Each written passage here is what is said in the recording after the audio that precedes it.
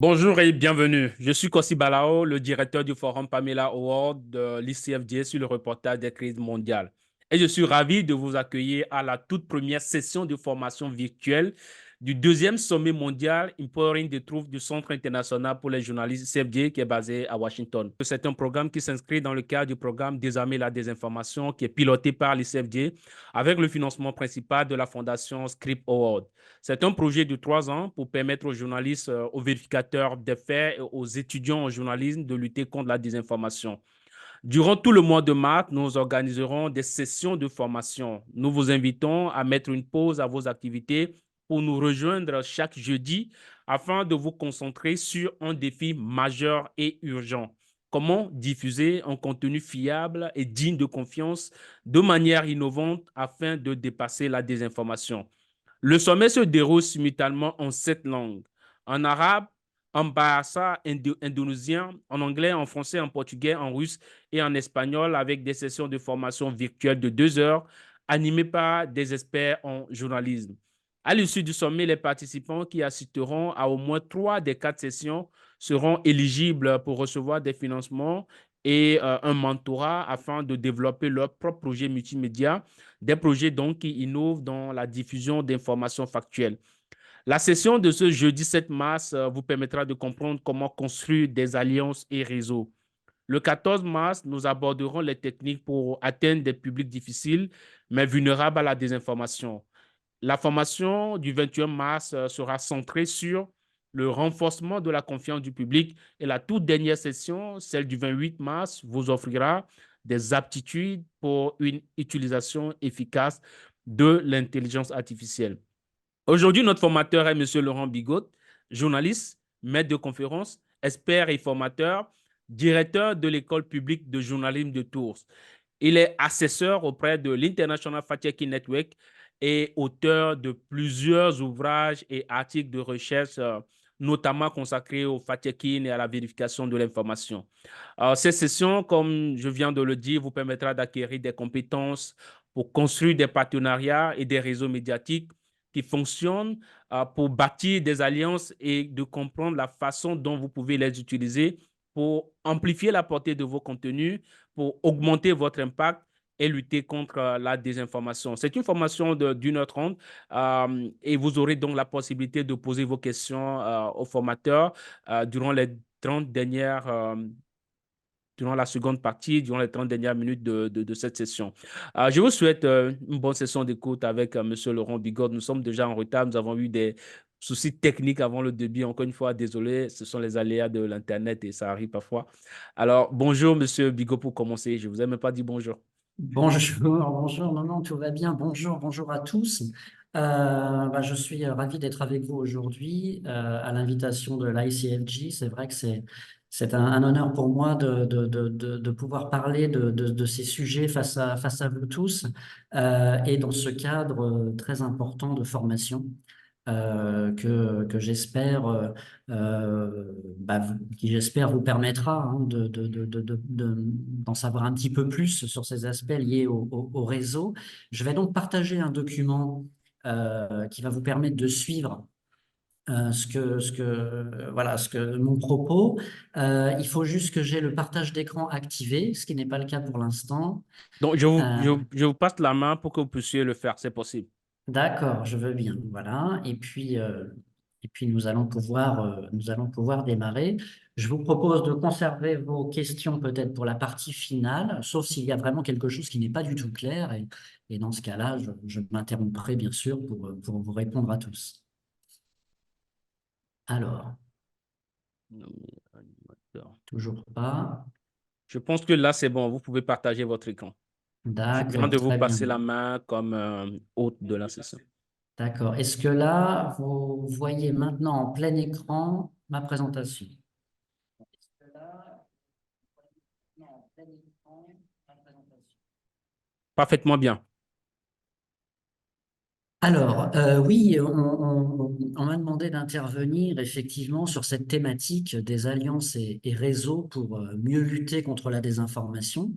Alors, c'est bien sûr quelque chose d'empirique dont je vais vous parler ici parce que il n'y a pas une méthodologie académique pour construire des alliances et des réseaux. Il y a l'expérience et puis il y a on va dire, conseils pratiques que l'on peut essayer de mettre en place.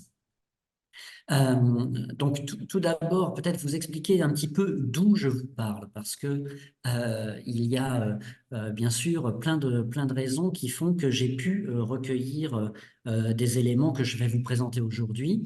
Ça commence par des travaux universitaires, comme ça a été rappelé à l'instant, et donc notamment un travail de thèse et puis des travaux dans une équipe de recherche au sein de l'Université de Tours parce que nous avons eu l'occasion avec mes collègues de construire de nombreux projets, de réaliser de nombreuses publications, notamment francophones, sur cette thématique de la vérification de l'information et de la lutte contre la désinformation. Et puis, il y a aussi tout un tas de formations que j'ai pu faire, comme je le fais en ce moment même, parce que là, je vous parle depuis la Mauritanie. En fait, je suis en ce moment même à Nouakchott, dans une formation dans laquelle on donne des outils à des journalistes pour travailler sur matière de fact-checking sur ce territoire. Donc, il y a toutes ces missions que vous voyez un petit peu listées ici qui sont celles que j'ai pu mener avec mes collègues de l'École publique de journalisme de Tours sur le sol notamment africain, mais aussi dans d'autres pays.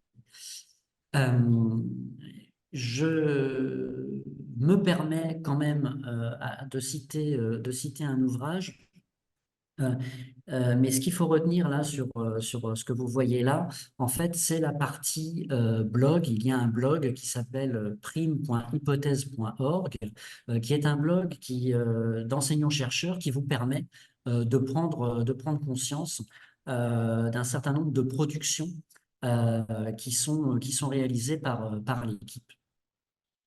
Alors, je vais organiser ma présentation en trois points. D'abord, les initiatives des différentes plateformes, parce que en matière de réseau et d'alliance pour lutter contre la désinformation, il y a un certain nombre de choses qui sont mises sur pied par les plateformes d'Internet et des réseaux sociaux. J'irai ensuite sur des initiatives plus médiatiques, qui sont celles des journalistes à proprement parler et des médias, parce que c'est aussi forcément un terrain sur lequel on peut agir. Et puis, j'irai même sur le terrain des initiatives citoyennes, parce que là aussi, de façon un petit peu plus iconoclaste, il est possible de réaliser de belles opérations pour donner de l'ampleur à des initiatives de lutte contre la désinformation. Alors, je précise que s'il y a des questions-réponses ou dans le chat ou des choses comme ça, je ne suis pas en mesure de les gérer pendant que je présente, donc j'imagine que ça sera fait par ailleurs, et voilà, mais je me permets juste de le signaler. Il vaut mieux prendre directement la parole si vous avez une question et ne pas hésiter à m'interrompre. Alors, sur la partie plateforme, je me permets de présenter là d'abord une première initiative dont vous avez peut-être entendu parler, qui est une initiative qui est celle de Google, qui s'appelle Crosscheck. Certains en ont peut-être déjà entendu parler. Ça a été en fait une des toutes premières initiatives portées par les plateformes d'Internet et des réseaux sociaux pour lutter contre la désinformation. Ça s'est fait à partir de 2016-2017 dans différents endroits du globe où avaient lieu des échéances électorales d'ampleur, on va dire, et avec un fort enjeu. Donc, j'ai noté ici les pays où cette plateforme a été mise en place, la France, l'Australie, le Nigeria, mais il y en a eu d'autres. Et en fait, ce qui s'est passé à ce moment-là, c'est qu'il y a un certain nombre de personnes se sont rendues compte on venait de vivre une forme de tournant en matière de désinformation en 2016, quand il y a eu d'abord le Brexit, qui donc a été un vote au Royaume-Uni pour sortir de l'Union européenne et un vote largement basé sur des arguments fallacieux, et puis donc, que les journalistes n'ont pas réussi à contrer.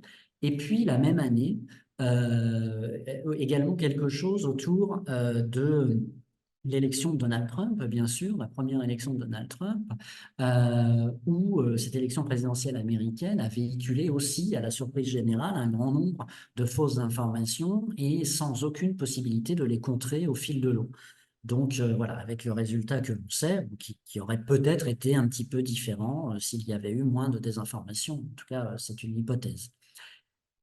Et donc, à ce moment-là, les plateformes sont mises en accusation. Et donc, elles se mettent à réfléchir à la possibilité de contrer la désinformation. Et l'échéance tout de suite après, c'est l'élection présidentielle en France en 2017, en mai 2017.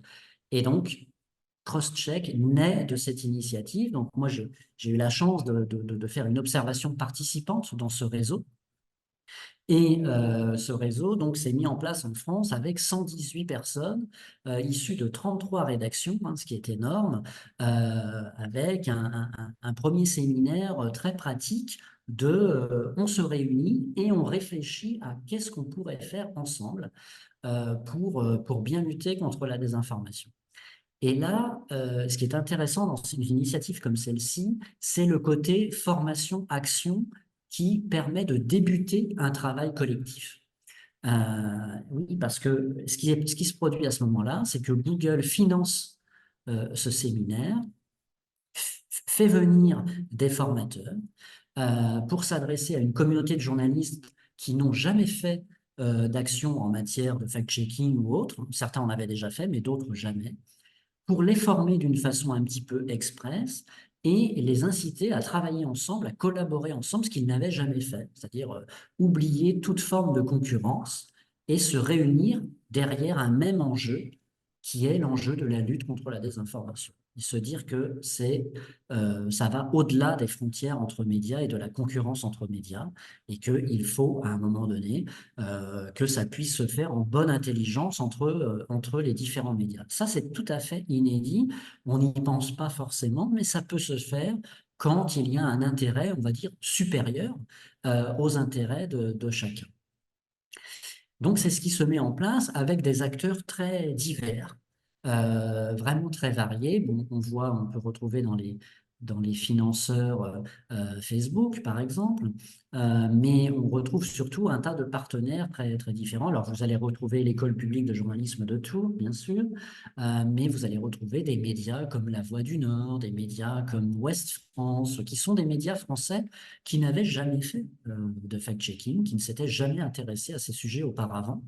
Et tous ces journalistes qui voilà, sont par ailleurs engagés dans des médias ou des écoles de journalisme qui peuvent avoir une forme de concurrence entre elles à certains moments, vont se mettre à travailler ensemble. Vont se mettre à travailler ensemble, à définir un mode de collaboration ensemble. Et vous allez voir que ça va trouver une organisation à laquelle on ne pense pas forcément initialement quand on fait collaborer des journalistes de différents médias.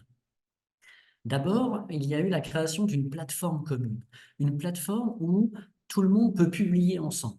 C'est-à-dire qu'il y a comme une sorte de média supérieur aux autres médias dans lesquels on va poster tous les articles que les uns et les autres ont faits. Bon, et une fois qu'ils sont postés dans cette plateforme, chaque média peut se le réapproprier. Donc ça, c'est quelque chose de très particulier, hein. C'est-à-dire, en fait, l'article n'appartient à personne, il appartient à tout le monde. Voilà. Et donc ça, c'est vraiment quelque chose en matière de création d'un réseau journalistique qui est voilà, tout à fait inédit. Et puis, on va aller même un peu plus loin, on va se dire que les journalistes vont s'entraider pour vérifier les informations. Et c'est le sens, en fait, du cross-check, hein, le nom, c'est la vérification croisée de l'information. Et donc, plusieurs rédactions vont concourir à la vérification d'une même information. En quelque sorte, elles vont apporter leur crédit pour dire, voilà, ce fact-check, cette vérification d'information-là, nous l'approuvons tous. Voilà. Et là, on peut voir sur l'exemple que vous avez à l'écran qu'il y a, par exemple, pour une même information estampillée fausse, le label d'une chaîne de télévision, LCI, d'un journal quotidien, Libération, et d'autres médias encore qui sont là pour essayer de vérifier la même information et y apporter leur crédit de fact-checker. Voilà, donc ça, je pense pas que, voilà, on ait vu beaucoup ça dans le passé, et ça peut se mettre en place et ça peut fonctionner, ça a pas mal fonctionné, même si ça a été créé un petit peu dans l'urgence. Et donc, ce que l'on voit, c'est que, par exemple, pour cette même information déclarée fausse par plusieurs médias, là, que c'est celle-ci que l'on voit sous le label cross-check, on voit que en dessous, les décodeurs du monde vont la réutiliser, voilà, avec leur propre titre à eux, que Les Échos, qui est un autre quotidien français, va se la réapproprier de la même manière, et que tous les autres médias membres de cette alliance peuvent se les réapproprier également. Voilà. Donc, il y a vraiment quelque chose là de tout à fait particulier qui a assez bien fonctionné pendant toute cette période de l'élection présidentielle en France, et puis qui a été dupliqué ailleurs sous l'impulsion, c'est vrai, d'une plateforme qui était un petit peu sommée de réagir en quelque sorte. Je vous montre là quelque chose qui est issu de nos travaux de recherche, qui est en fait une conversation dans l'outil Slack. Je ne sais pas si vous connaissez cet outil, mais c'est un outil c'est une messagerie en fait de travail, Slack, et qui est enfin, l'outil qu'avaient choisi tous ces journalistes fact-checkers pour collaborer ensemble. Et on peut voir dans cette capture à quel point ils s'apportent leur entraide. Hein. Donc, quelqu'un pose une question, voilà, il y a besoin d'une vérification sur ce sujet. Il y en a qui commentent et qui apportent des informations supplémentaires. D'autres expliquent à quel point cette fausse information a été virale. Et puis d'autres commencent à prendre en main le sujet et à montrer à quel point il y a besoin d'une vérification. Et donc là, on est dans une conversation totalement privée à ce moment-là, mais on voit que pour se donner un mode de collaboration collective, ben, on utilise aussi pleinement, bien sûr, des outils qui sont ceux d'aujourd'hui et qui font que des journalistes vont coopérer, alors même que peut-être leur direction de journaux ne se parle jamais en direct. Hein. C'est-à-dire que là, c'est vraiment des gens dans les rédactions qui décident de collaborer seuls. Ça va même encore plus loin, puisque ce réseau-là, je vais en finir là-dessus, ce réseau-là va jusqu'à se citer, c'est-à-dire que les confrères vont jusqu'à citer les médias concurrents qui ont déjà fait le travail. Là, on voit une première citation en haut qui est parue dans Libération et qui dit, voilà, nos confrères de tel journal et de tel journal ont déjà expliqué ça et nous le reprenons à notre compte.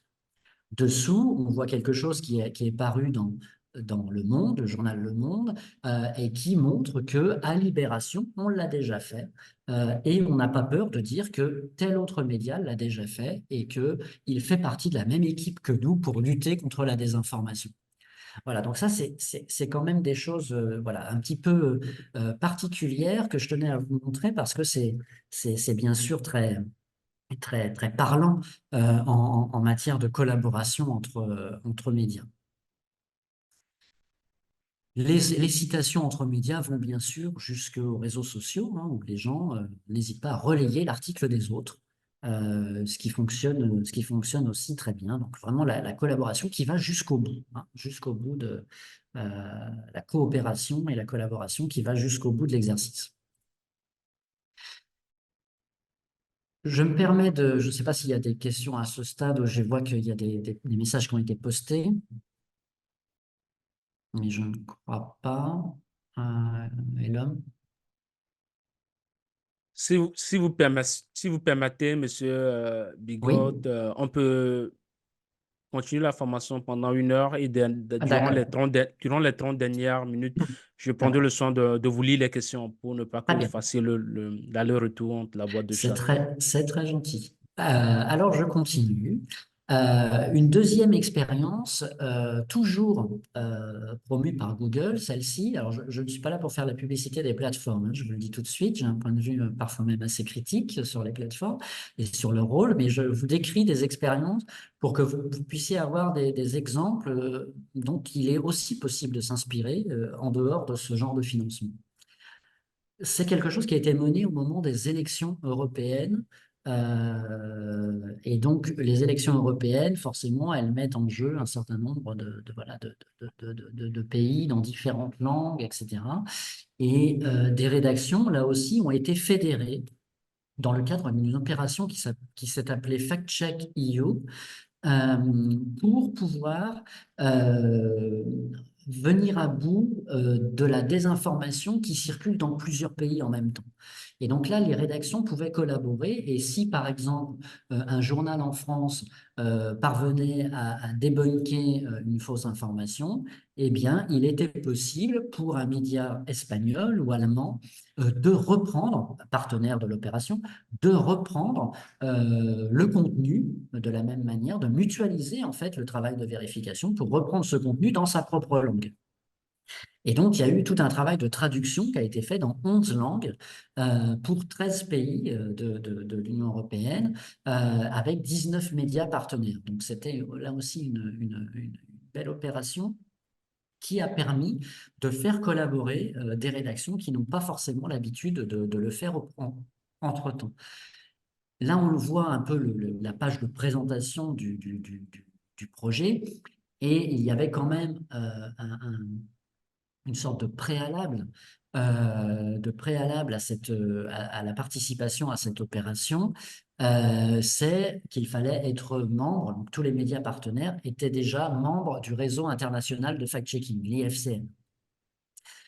Bon, ça aurait pu être un autre critère, c'est celui-ci qui a été retenu, et donc ça a permis que en fait, tout le monde soit sur une même base de sérieux en termes de vérification, parce que faire des réseaux, c'est intéressant, mais faire des réseaux qui ne fonctionnent pas ou qui fonctionnent mal parce que tout le monde n'a pas les mêmes critères de collaboration, les mêmes critères de vérification, eh bien, c'est très risqué, hein. Il faut que vos partenaires, ils aient à peu près la même éthique, déontologie, méthodologie que vous.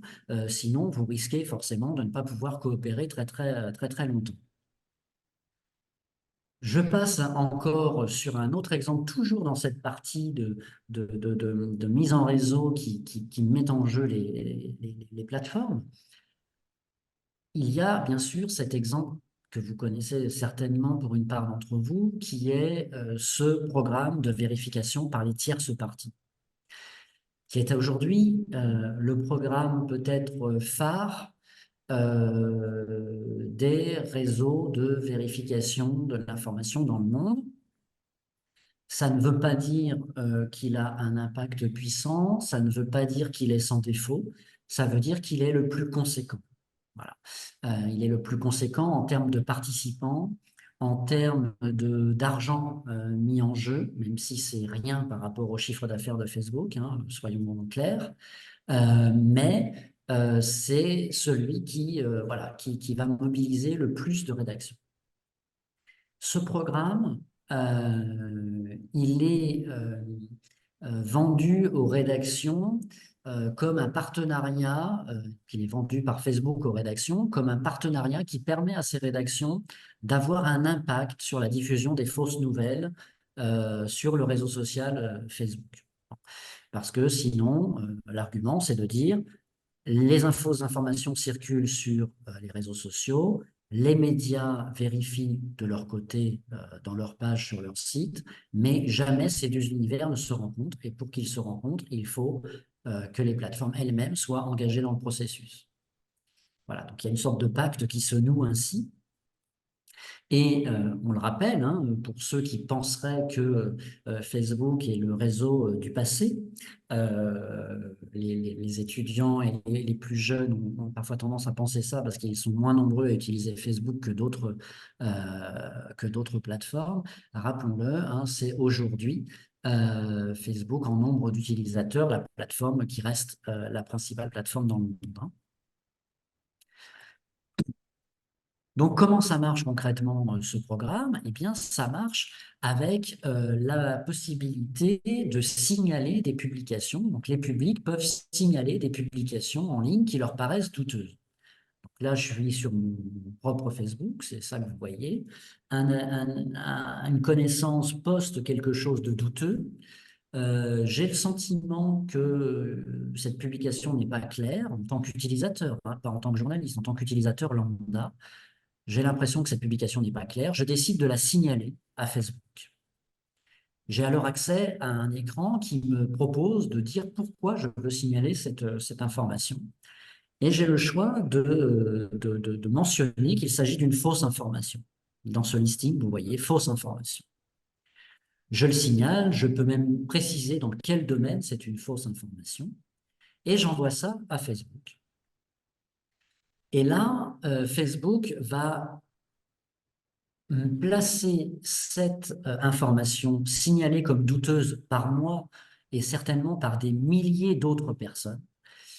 Facebook va signaler ça aux rédactions qui sont ses partenaires dans le programme de vérification par les tierces parties. Et là, ces rédactions vont pouvoir s'en emparer et dire, voilà, nous, on va se mettre à fact-checker ça parce que c'est un sujet prioritaire signalé sur Facebook par des milliers de personnes.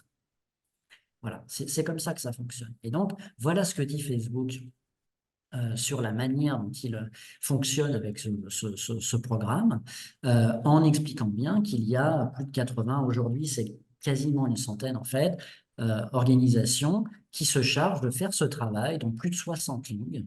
Le premier de ses partenaires dans le monde aujourd'hui, c'est l'agence France Presse, qui a le plus vaste réseau mondial de journalistes destinés, enfin, dont la mission est destinée à collaborer avec ce programme de Facebook. Bon, là, c'est une carte voilà, qui montre un peu les répartitions. Et donc, voilà comment ça marche en 3 parties, hein. C'est très simple, ce fonctionnement. Il est tout à fait limpide. Et c'est vraiment un travail partenarial, en fait, mais qui est organisé par une entité qui n'oblige pas les médias à interagir entre eux, mais qui fait en quelque sorte la mise en relation. Donc, qui dit, voilà, moi, j'ai repéré, j'ai identifié la désinformation potentielle. Je la mets dans un pot commun et les médias décident de s'emparer de tel ou tel sujet douteux. Et puis ensuite, moi, Facebook, je vais me mettre à freiner la propagation de cette information douteuse que les médias vont estampiller comme fausse. Je ne vais jamais la supprimer, par contre, parce que Facebook ne supprime même pas ça, mais je vais faire en sorte que les utilisateurs voient quelle information est fausse. Je vais lui donner des repères, comme on le voit ici sur cet écran, et je vais lui indiquer que des médias de vérification indépendants, comme l'agence France Presse, pensent que cette publication contient des fausses informations. Afin de lutter contre la diffusion de fausses informations, un avertissement sera ajouté à votre publication si vous décidez de partager ce contenu. Et donc, chaque fois après que le contenu est repartagé, il est repartagé avec un avertissement. Et c'est vrai pour tout ce qui aura été démenti par des rédactions partenaires. Donc là, on est vraiment sur quelque chose de mondial, de très structuré, de très organisé, avec même la possibilité de rémunérer les rédactions partenaires. Donc on est dans le réseau très organisé. Alors là, on voit des chiffres qui ont filtré en 2018. Il est très compliqué aujourd'hui d'obtenir des chiffres à ce sujet, mais on sait que ça peut aller de quelques centaines de dollars jusqu'à 1 millier de dollars par article dans un partenariat avec Facebook d'un média. Donc là, en l'occurrence, ces chiffres, on les a obtenus via Libération, mais aujourd'hui, Libération, par exemple, est sortie de ce programme, a préféré sortir de ce programme, jugeant qu'il était trop contraignant, finalement, et ne permettait pas une totale liberté éditoriale. Je pourrais vous en dire plus si vous le souhaitez. Autre réseau, autre exemple, c'est celui, bien sûr, du réseau international de fact-checking, enfin, avec lequel je collabore en tant qu'assesseur, en tant qu'auditeur des médias francophones. C'est un réseau, lui, qui est né en septembre 2015, qui n'a pas une vocation opérationnelle, c'est-à-dire il ne fait pas en sorte que les rédactions s'organisent pour vérifier ou faire de la lutte contre la désinformation réellement, mais c'est un réseau qui s'est mis d'accord autour d'un code de principe, qui s'est donné en fait une méthodologie de travail commune. Et c'est aussi un axe intéressant pour constituer un réseau.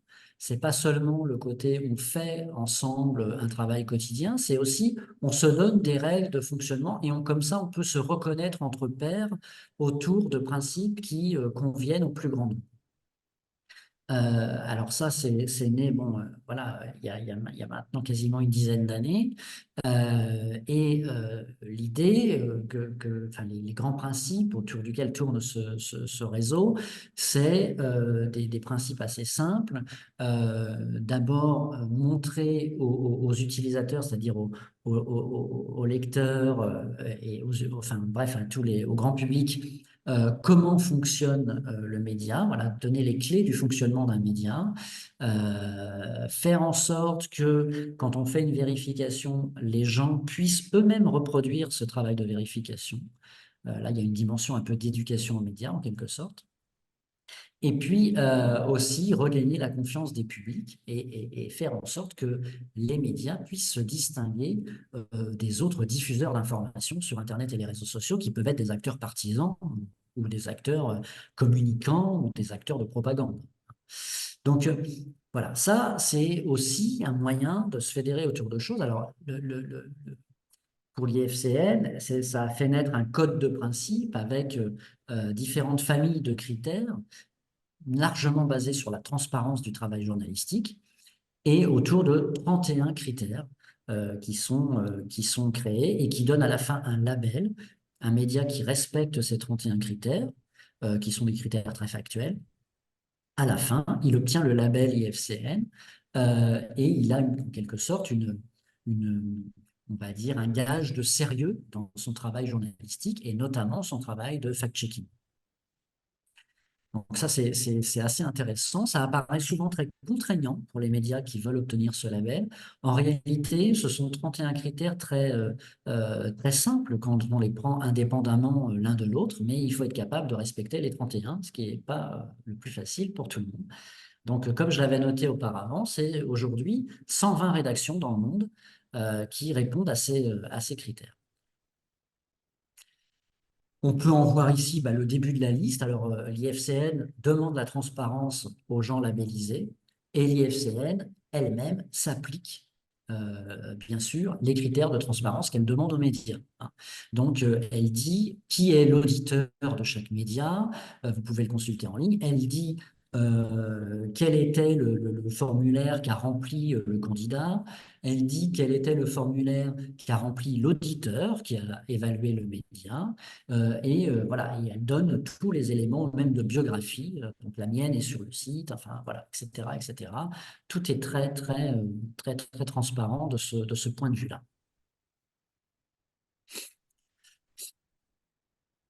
Et ce réseau, certes, ne fait pas travailler entre eux les différents médias, mais ce réseau IFCN se réunit. Et ça, je dirais que c'est vraiment très important parce que, en fait, quand vous êtes dans une spécialisation du journalisme, euh, vous allez voir, enfin, en tout cas, c'est quelque chose qu'on a constaté dans nos travaux de recherche, il est parfois très difficile pour une petite cellule de fact-checkers, de quelques fact-checkers dans une rédaction, de discuter avec d'autres journalistes dans d'autres services. Parce que le travail de fact-checking, de vérification et de lutte contre la désinformation, il a quand même quelques particularités. Et que la manière de mieux échanger pour ces personnes, c'est de pouvoir discuter avec leurs pairs, de pouvoir discuter avec les gens qui font le même travail dans d'autres médias. Et c'est ce que propose l'IFCN dans son rendez-vous annuel. Il organise un sommet mondial de fact-checkers chaque année. Bon, le prochain, voilà, je ne fais pas la promotion, hein, je ne suis pas rémunéré pour ce travail de publicité, mais le prochain a lieu en juin prochain à Sarajevo, et ça a lieu chaque année dans une ville différente du globe, un petit peu partout. Et donc ce Global Fact est le vrai rendez-vous des fact-checkers, et ça permet un vrai partage d'expérience. Et finalement, le partage d'expérience, c'est aussi quelque chose de majeur en matière de réseau. C'est aussi un bon moyen et une bonne raison de se fédérer. J'en viens à un autre mode de collaboration. Et j'en viens à cet exemple Factoscope. Alors là, je vais prêcher un petit peu pour les activités de l'École publique de journalisme de Tours et de ses partenaires que vous voyez ici affichés. Factoscope, c'est une plateforme qui a été créée donc, par le PJT pour pouvoir mettre en relation le travail de lutte contre la désinformation de plusieurs médias francophones dans le monde.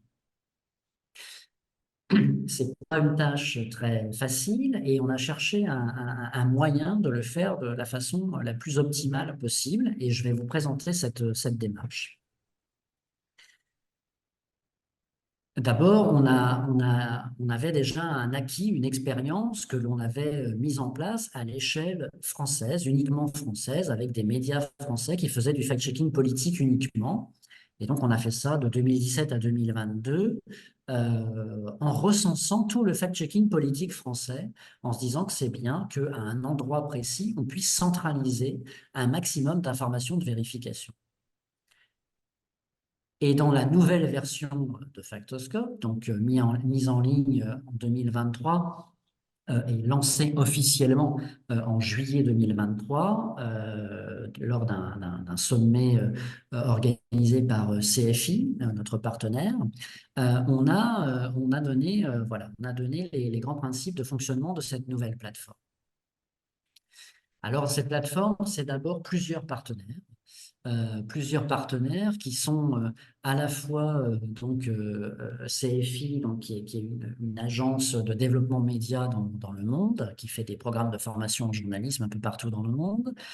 C'est l'École publique de journalisme de Tours. C'est un partenaire qui s'appelle Nothing to Hide, qui est spécialisé dans la sécurité informatique, mais aussi dans l'éducation aux médias. C'est une équipe de recherche qui est celle avec laquelle je collabore au sein de l'Université de Tours. Et on est parti dans l'idée de mettre en commun, ensemble, de mettre en commun pour la communauté francophone des fact-checkers des ressources.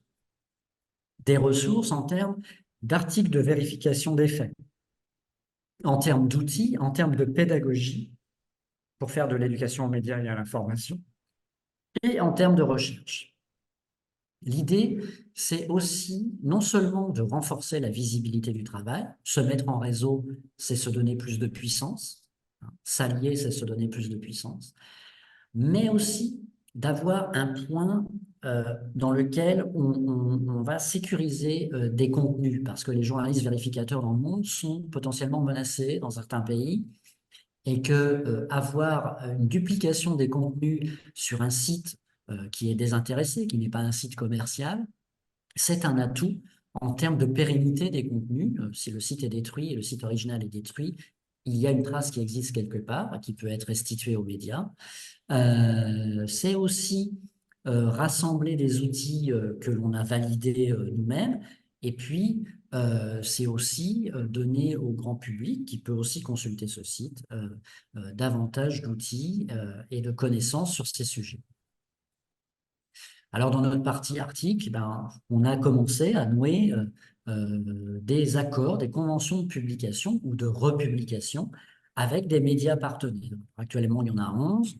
Il y en aura bientôt plus, hein, ça ne va faire que s'accroître, et essentiellement donc issus de pays francophones, comme vous le voyez.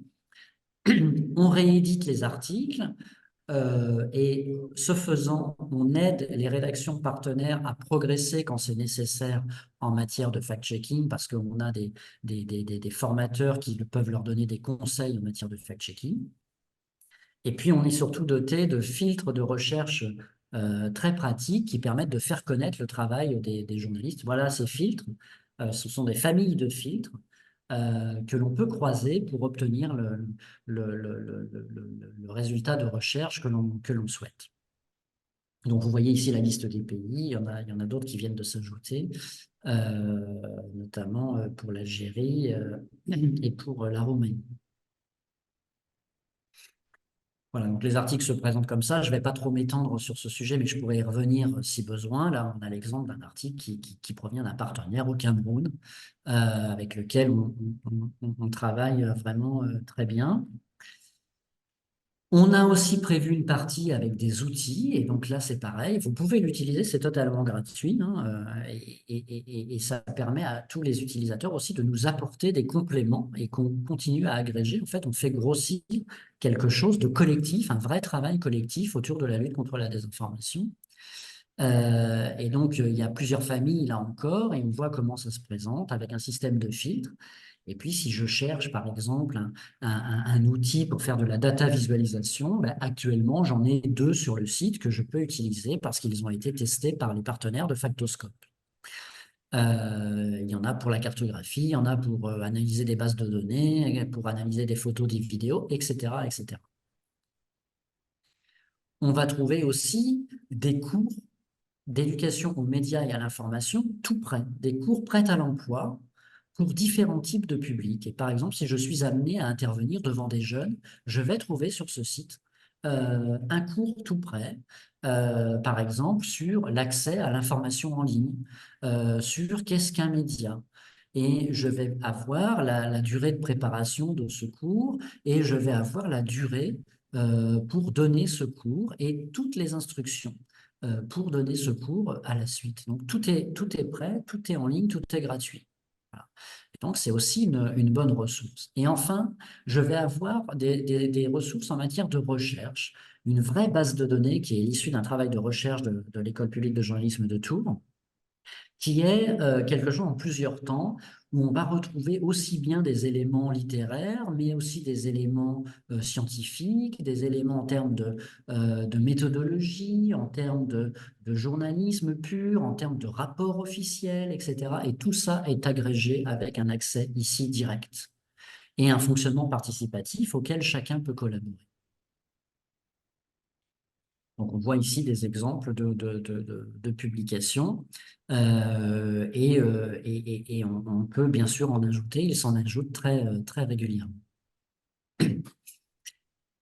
Enfin, je voulais vous parler d'une initiative, alors elle, totalement originale, qui va faire intervenir davantage la dimension citoyenne.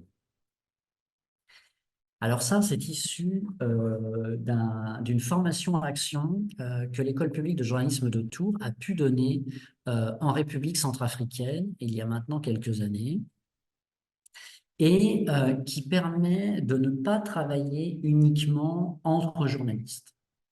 Parce que on sait très bien que envisager la lutte contre la désinformation strictement à l'échelle de la collaboration entre journalistes, ça a des limites. Hein.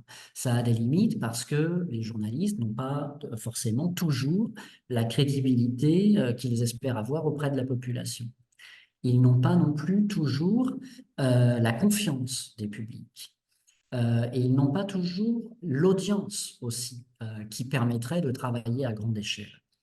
Et donc, ce que nous avons construit en République centrafricaine, dans un contexte particulier, hein, on est dans un des 5 pays les plus pauvres du monde, avec un taux de connexion relativement faible, en tout cas la connexion y est très coûteuse, une percée des médias traditionnels qui est également très faible. on a essayé de réfléchir à quelque chose qui pourrait imprégner davantage la société et se diffuser de manière plus naturelle au sein de la société centrafricaine. Et on a mis autour de la table des acteurs extrêmement différents les uns des autres, dans une formation un peu compliquée à mener, hein, je ne vous le cache pas, mais qui a permis de faire émerger une nouvelle forme de collaboration et de réseau. Et donc, on a créé d'abord un nom, voilà, un nom, Stop Athénée, alors qui ne va pas dire grand-chose à beaucoup d'entre vous, mais qui, en fait, dans le langage populaire centrafricain et dans la langue locale, en fait, fait référence au on-dit. Hein. Et les on-dit, c'est toutes ces rumeurs que font circuler peut-être des gens sur les réseaux sociaux, mais même beaucoup de personnes au sein de la population, en fait, qui aiment beaucoup raconter des histoires. Et puis, il y a une forme de tradition comme ça, de transmission orale de tout un tas de fausses infos. Et donc, on a décidé qu'on allait déjà se donner un nom qui allait parler à la population locale. Et donc, en sango, puisque c'est ça la langue d'utilisation, on a choisi un nom qui allait immédiatement faire avoir une résonance en fait dans l'esprit de l'ensemble de la population. Et puis, à partir de là, on a mis en place des outils, alors avec des médias locaux, mais pas seulement, des outils, alors des outils de toutes sortes. On a travaillé avec des blogueurs parce qu'ils ont un autre public que les médias traditionnels. On a travaillé avec des responsables associatifs parce qu'ils ont aussi un impact fort. Alors, par exemple, une association de femmes, en l'occurrence, on avait même des femmes juristes ou d'autres types de populations. On a aussi travaillé avec euh, des représentants de la société civile avec des fonctions importantes qui étaient susceptibles d'avoir une communauté aussi autour d'eux dans laquelle diffuser ce mot d'ordre et faire connaître en fait ce mot d'ordre de lutte contre la désinformation et quelques critères de lutte contre la désinformation qui ne sont pas forcément journalistiques, mais qui vont être parfois simplement, attention, je ne partage pas, parce que j'arrête de partager n'importe quoi sans réfléchir à la véracité de l'information. Ça peut être des choses aussi simples que ça. Et puis des gens qui étaient susceptibles aussi de relayer auprès de leur propre communauté le travail fait par les journalistes. Voilà, donc c'est tout un travail comme ça d'imprégnation de tout un réseau qui dépasse la matière journalistique. Et j'ai gardé le meilleur pour la fin, on a fait aussi entrer dans cette communauté des artistes. Des artistes que l'on a associés à la lutte contre la désinformation parce que dans une tradition forte d'oralité dans la société centrafricaine, on s'est dit que des artistes qui ont une certaine audience pouvaient nous aider à faire passer des messages. Et donc, on a travaillé, enfin, j'ai moi-même pris part à la rédaction de textes pour des chansons qui faisait passer ce message auprès de populations qui ne consultent pas forcément les médias, mais qui vont aussi facilement être imprégnées des rumeurs, malgré tout. Et donc, on a travaillé aussi là-dessus. Et donc, ce que vous voyez là, cette espèce de boîte à outils, elle rappelle tout ça. Voilà. On a aussi bon, voilà, tout un travail, en fait, où il y a eu un travail d'interview d'acteurs de la société civile pour témoigner et même de on va dire, de personnes importantes, de politiques importants, etc., pour qu'ils se réapproprient ce mot d'ordre et le diffusent à leur tour. Et donc, on est parti d'un mot d'ordre, et en fait, là, la communauté s'est créée autour d'un mot d'ordre, autour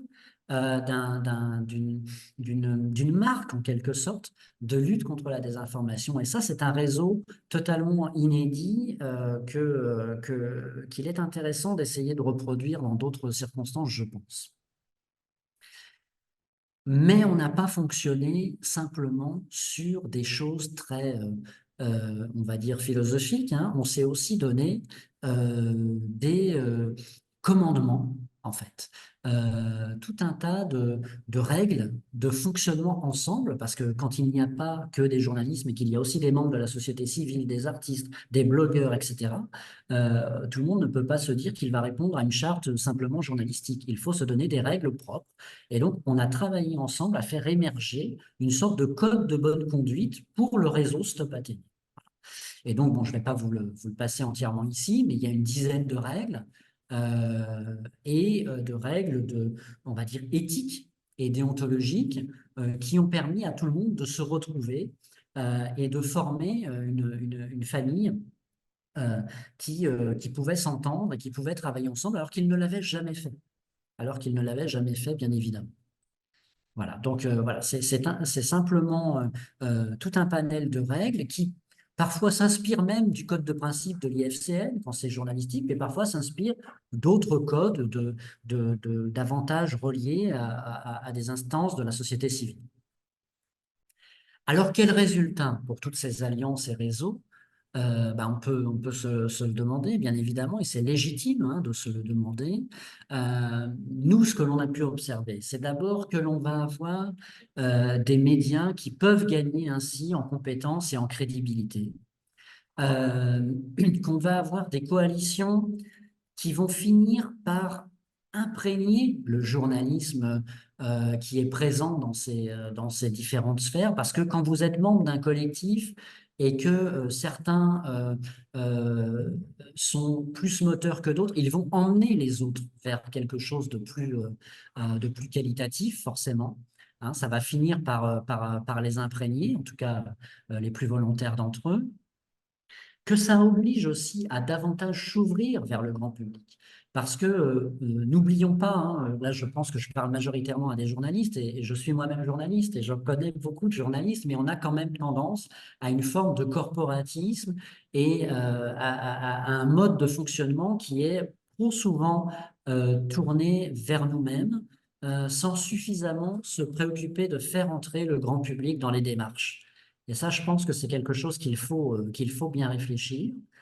Ça a fait beaucoup de bien, en tout cas, par exemple, dans le dernier exemple de Stop Athénée, ça a fait beaucoup de bien aux journalistes présents de pouvoir se confronter, en fait, aux questionnements parfois parfois un peu naïfs et parfois un peu plus durs des autres composantes de la société civile. Ça oblige à mieux faire, en fait. Ça oblige à s'améliorer, à expliquer, etc., etc. Et puis, bah, potentiellement, bien sûr que c'est davantage d'audience parce que plus on va travailler en réseau, bien sûr qu'on va mettre peut-être un peu de côté l'esprit de concurrence, mais je dirais qu'aujourd'hui, c'est pas ça le plus important, la concurrence entre médias. Aujourd'hui, la concurrence, elle est plus entre la sphère médiatique et la sphère de la désinformation.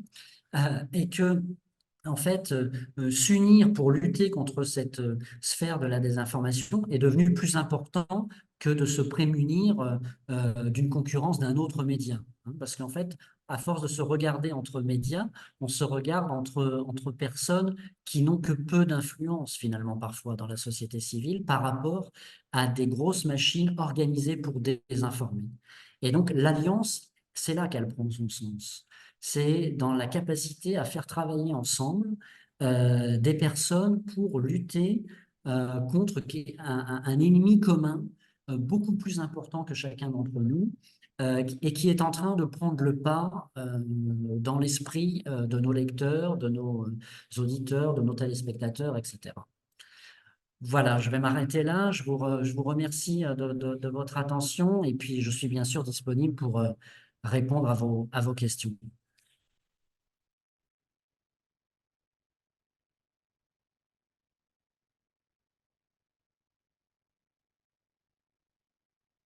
Merci beaucoup, Monsieur Bigot, pour cette session de partage. Est-ce que vous m'entendez? Oui, très bien. Ah, d'accord, parfait. Je pense que c'est la seconde phase de cette formation. Il y a énormément de questions dans la boîte de chat, donc Je vais les lire assez rapidement, mais avant de lire les questions des participants, j'ai moi-même une question pour vous, la question de savoir comment identifier un bon partenaire. Par exemple, pour votre projet Phattoscope ou d'autres projets, on voit des médias qui se mettent ensemble et qui collaborent, mais comment identifier un bon partenaire lorsqu'on veut, par exemple, lutter contre la désinformation? Sur un média, par exemple, on a très peu de médias qui sont spécialisés. On a très peu de médias, par exemple, qui traitent des questions de la désinformation ou qui font dans l'éducation aux médias. On a des médias, par exemple, qui sont plus des médias qui couvrent beaucoup plus la politique, les sujets de santé, d'environnement, mais nous sommes sur le terrain de la désinformation. Comment, dans un espace comme peut-être celui africain, identifier un bon partenaire lorsqu'on veut lutter contre la désinformation? Alors, moi, j'ai tendance à dire que en fait, la plupart des gens qu'on peut mettre autour d'une table sont potentiellement des bons partenaires. Alors, à part, bien sûr, hein, je mets de côté tous ceux qui sont spécialisés dans la désinformation, hein, c'est pas la peine, parce qu'il y a des gens qui sont organisés comme des médias, mais qui ne font que diffuser de la fausse information. Donc là, ou qui sont même parfois payés, hein. Moi, j'ai vu des journalistes prendre des enveloppes d'influenceurs russes pour diffuser de la fausse information, voilà, faire un article et puis voilà, enfin ils me l'ont expliqué clairement en fait, voilà, donc bon, je ne l'invente pas et je l'ai vu se pratiquer, donc bon bah ça, on peut rien faire contre ça parce que là il va y avoir une sorte de nécessité qui est liée à je prends l'enveloppe non pas parce que je suis convaincu mais parce que en fait j'ai pas ce qu'il faut pour vivre et que j'ai besoin de cette enveloppe, donc tant pis, je vais désinformer, je vais prendre l'enveloppe. Bon, ben voilà, là, on ne peut pas grand-chose contre ça. Euh, Par contre, pour le reste, hein, pour les gens de bonne volonté, mais qui n'ont pas forcément toutes les clés, qui n'ont pas les méthodologies, ça, je dirais qu'à partir de là, la volonté fait foi, je dirais. Voilà. Parce que une des premières étapes à la mise en réseau va être de discuter des principes autour desquels on se met en réseau. Et à la vue de ces principes, à l'exposé de ces principes ou à la fabrication de ces principes, parce qu'on peut les fabriquer en commun, euh, là, les gens vont soit naturellement y adhérer, spontanément y adhérer et être heureux d'y participer, soit ils vont très vite se mettre en retrait en se disant ça c'est trop fort pour moi, c'est pas ce que je veux faire, etc. Et donc, je dirais que là, le bon partenaire, bah, c'est celui qui va s'accrocher et puis les autres vont disparaître d'eux-mêmes, en fait. Parce que pour moi, cette mise en réseau, elle ne se fait pas, et c'est pareil pour Factoscope, hein. Pour Factoscope, on fait signer, en fait, un accord qui édicte le fonctionnement qu'on va avoir. Donc on dit, ben voilà, vous pouvez être partenaire de Factoscope, on va relayer vos contenus, mais on va le faire dans l'esprit de Factoscope, qui est celui de respecter les règles de l'IFCN, et on va le faire avec un certain type de déontologie, etc. On a une charte éditoriale, etc. Et je dirais qu'en fait, c'est le fait de faire émerger des principes ou de se référer à des principes existants va de fait exclure ou inclure un certain nombre de partenaires. Et en fait, il n'y a pas un réseau qui se fait sur une base totalement informelle, parce qu'en fait, ça ne fait que générer des incompréhensions et ça n'aboutit à rien. Donc, je dirais que moi, et c'est ce qu'on avait fait aussi pour Stop Athénée, là où là, on voulait fédérer en RCA des gens qui n'étaient pas tous des acteurs médiatiques, hein, voilà, des gens avec des profils très, très, très variés, eh bien, on s'est mis tout de suite sur des règles de bonne conduite parce qu'on savait que c'était une des seules clés pour faire que les gens puissent travailler ensemble. Une question d'un participant. Quel est le risque de manipulation avec le mode de vérification collaborative lorsque quelqu'un des membres ou un petit groupe décide de mener le reste en bateau à des fins inavouées? Je peux relire la question. La question, c'est de savoir quel est le risque de manipulation avec Oui. le mode voilà, de vérification collaborative lorsque quelqu'un des membres ou un petit Ben groupe. ça, ouais, Voilà. c'est assez lié à la question d'avant, en fait, c'est-à-dire qui sont nos partenaires?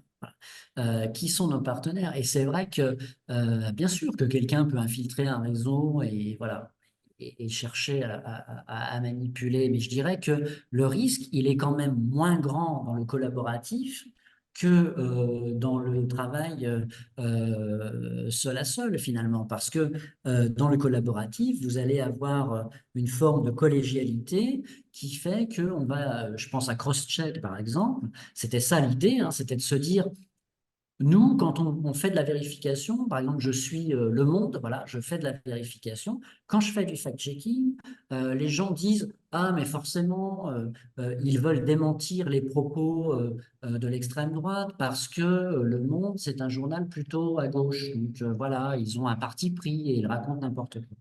Ah, L'idée de cross-check, c'était de se dire, bah non, c'est un travail collégial.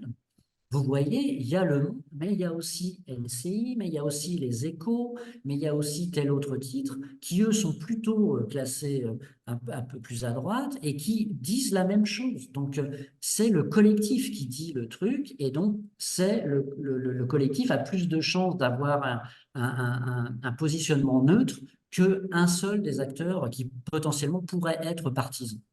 Voilà, c'était le pari de cette opération. Je ne peux pas vous dire si en termes d'efficacité vis-à-vis de la ah. population, ça a fonctionné parce qu'il faudrait quelque chose une étude à grande échelle et puis ça n'a fonctionné que pour un temps donné. Donc c'est un peu, voilà, c'est peut-être un peu trop confidentiel, mais je suis quasiment convaincu que sur un autre territoire, sur une construction peut-être un peu plus adaptée, voilà, ça pourrait nécessairement mieux fonctionner qu'un travail qui peut être facilement classé partisan quand il est celui d'un seul média.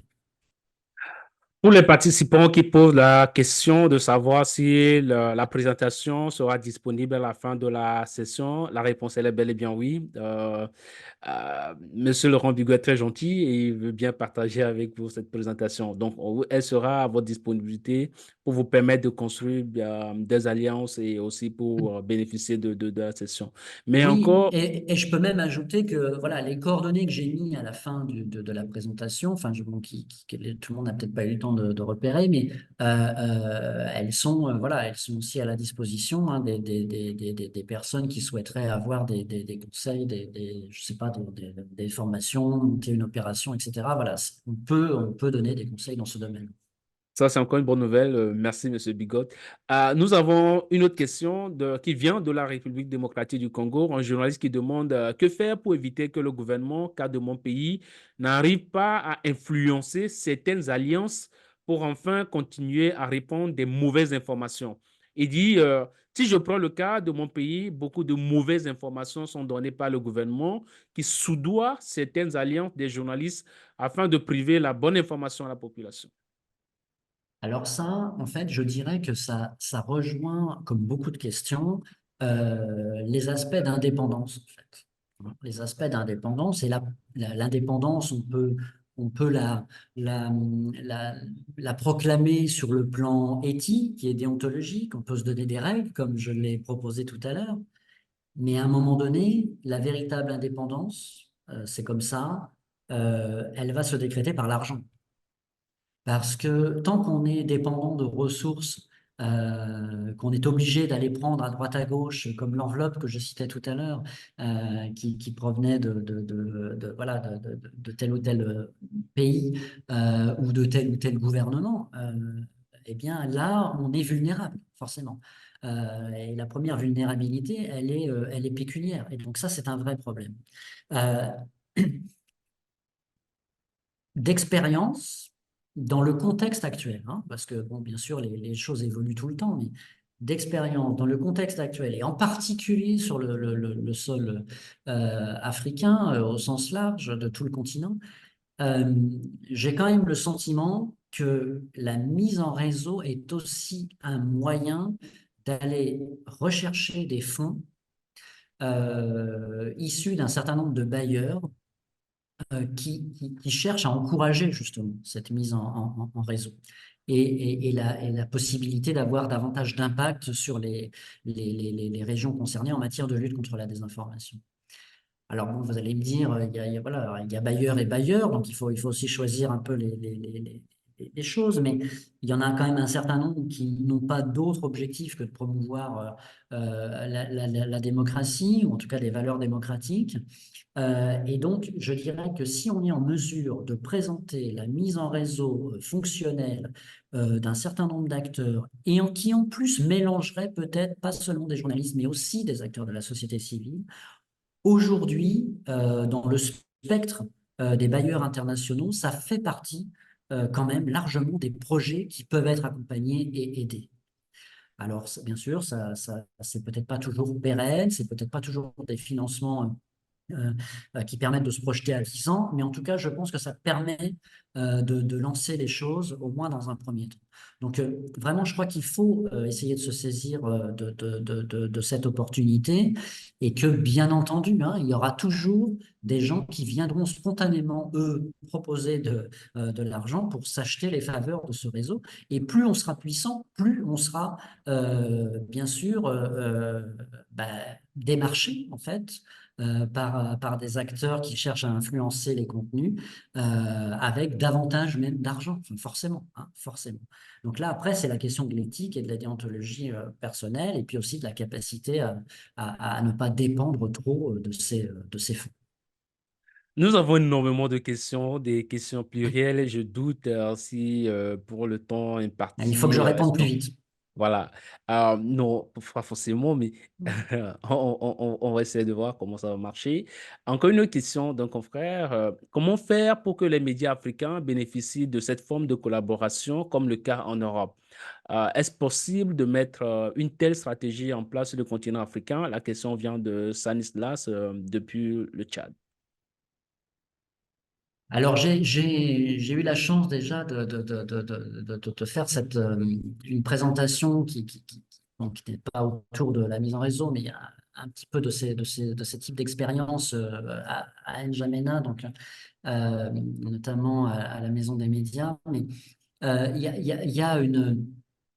C'est possible. Alors, je ne sais pas si on peut le réfléchir en mobilisant des plateformes qui ont leur propre stratégie et qui ont parfois un calendrier qui va être le leur, avec voilà, des objectifs qui sont les leurs. Par contre, encore une fois, ce que je sais, c'est qu'un certain nombre de bailleurs internationaux, alors il y en a des Français, des Allemands, qui sont très présents sur ces questions aussi, ou d'autres encore.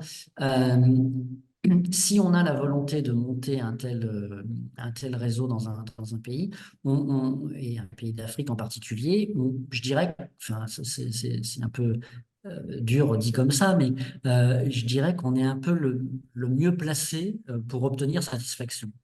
Parce qu'on voit bien à quel point les pays africains, pas seulement, hein, c'est vrai aussi ailleurs, mais les pays africains sont en ce moment très vulnérables à des fortes opérations de désinformation et qu'aujourd'hui tout le monde en est à peu près conscient. Alors ça a pris du temps, hein. Je vous ai rappelé tout à l'heure l'historique, hein, avec 2016, Trump, etc. Bon, là, aujourd'hui, les instances internationales commencent à affirmer que la désinformation est la priorité mondiale. Voilà. Et bon, bah, ça a mis presque 10 ans, mais ça y est, on a compris. Donc, les programmes vont suivre, les fonds vont suivre, hein. Et donc, si on a une telle opération que l'on souhaite mettre en œuvre en tant que média, je dirais que la première des choses, c'est peut-être déjà de chercher à élargir son spectre, justement, commencer à constituer ce réseau, préparer un dossier de présentation de son projet, et ensuite aller démarcher, une fois qu'on a quelque chose de bien ficelé, aller démarcher des bailleurs. Au Tchad, il y a eu un programme mené par CFI qui s'appelle Desinfox Tchad, qui a bien fonctionné et qui a, disons, placé les bases de quelque chose de pérenne. Donc, il faut prendre appui là-dessus, sur les gens qui ont suivi ces programmes, peut-être recontacter la Maison des médias, par exemple, et puis qui étaient très intéressés par ce type de programme, et qui sont en mesure ensuite de démarcher dans une dimension un peu officielle des bailleurs qui soient, voilà, pas forcément français d'ailleurs, mais des bailleurs qui ont des intérêts à encourager une forme de lutte contre la désinformation dans le pays ou dans la région.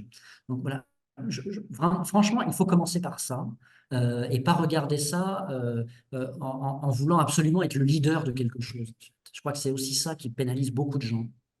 En tout cas beaucoup que j'ai rencontrés dans un certain nombre de pays ici, c'est la volonté d'être absolument la personne qui incarne le projet. En fait, il faut penser collectif. On est plus fort collectivement. On obtient tout mieux collectivement. Et je pense qu'il faut être capable de se dire ça à un moment donné. Voilà. On ne sera pas lésé, on aura plus et mieux. Donc voilà, je pense que la difficulté vient aussi de ça, du fait que tout le monde veut tout faire la même chose en même temps et que on n'arrive pas à s'allier correctement. Est-ce que vous savez pourquoi les alliances marchent facilement en Europe? Elle ne marche pas facilement en Europe. Elle marche facilement en Europe quand un bailleur met l'argent sur la table et dit on va travailler ensemble maintenant. Spontanément, en France, les médias, ils auraient raisonné là, sur l'opération euh, Fact-Check EU, par exemple, ou sur l'opération Cross-Check. Les médias, spontanément, ils auraient fonctionné de travers, donc ils n'auraient pas fonctionné, en fait. Ils y seraient chacun allé de leur côté en disant les autres, c'est la concurrence, on n'en veut pas. Et ce qu'ont réussi à faire ces plateformes, alors encore une fois, hein, qui ont énormément de travers, y compris en matière de véhicules de la désinformation. Donc, il n'y a pas de problème là-dessus. Enfin, il y a un gros problème là-dessus et j'en suis conscient. Mais euh, ce qu'ont réussi à faire ces plateformes malgré tout, c'est à faire prendre conscience justement qu'il y avait des moyens de dépasser les clivages pour lutter contre quelque chose qui est plus fort que tout le monde, en fait. Et que c'est pas individuellement que tel ou tel média va réussir le pari. C'est même pas que des médias entre eux qui vont réussir le pari. C'est des médias capables de voir au-delà d'eux, capables de travailler avec la société civile et capables d'emmener un nombre important de personnes dans cette entreprise de lutte contre la désinformation. Ils ont au moins réussi à faire ça en mettant cet argent sur la table que personne n'aurait été capable de mettre. Voilà. Il a fallu un Google pour créer Crosscheck, voilà, pour dire, nous, il vous faut un site, il est prêt, il vous faut un séminaire de formation, il est prêt, c'est 3 jours, on emmène 110 journalistes, on paye tout, ça n'a pas d'importance, etc., etc. Alors à l'échelle de Google, bien sûr, c'est insignifiant comme dépense, mais à l'échelle des rédactions, c'est quelque chose que personne ne pouvait se payer. La question de Kenny Kennan, comment un média peut faire pour être partenaire de Meta? Comment faire partie du programme Third Party et fact-checking programme de Facebook? Alors c'est à la fois simple et compliqué, je ne sais pas dans quel pays est la personne, mais c'est pas grave. Alors, Meta, sur son programme de vérification par les tierces parties, ne contractualise qu'avec des médias qui ont obtenu préalablement le label de l'IFCN. Voilà. C'est-à-dire qu'ils se sont donné cette règle-là. C'est pas complètement associé, hein, les deux, c'est pas le sujet. Mais c'est vrai qu'un certain nombre de médias qui ont voulu collaborer avec Facebook sont venus au label IFCN parce que Facebook l'exigeait. Et Facebook continue à l'exiger. Donc, la première étape, c'est de se mettre en conformité avec les 31 critères du code de principe de l'IFCN. Ils sont disponibles en anglais, certes, mais ils sont disponibles sur le site de l'IFCN. Il faut taper code de principe IFCN pour les obtenir. Et à partir de là, on va pouvoir prendre contact avec Facebook et dire, ben voilà, je respecte les critères de l'IFCN et j'aimerais être votre partenaire de vérification des tierces parties ou un de vos partenaires dans mon pays et dans la région, etc. Et c'est seulement là que ça va pouvoir fonctionner. Alors, on peut aussi prendre d'emblée contact avec le correspondant Facebook de son pays ou de sa région, parce qu'il y a des correspondants Facebook voilà, sur les divers parties d'Afrique.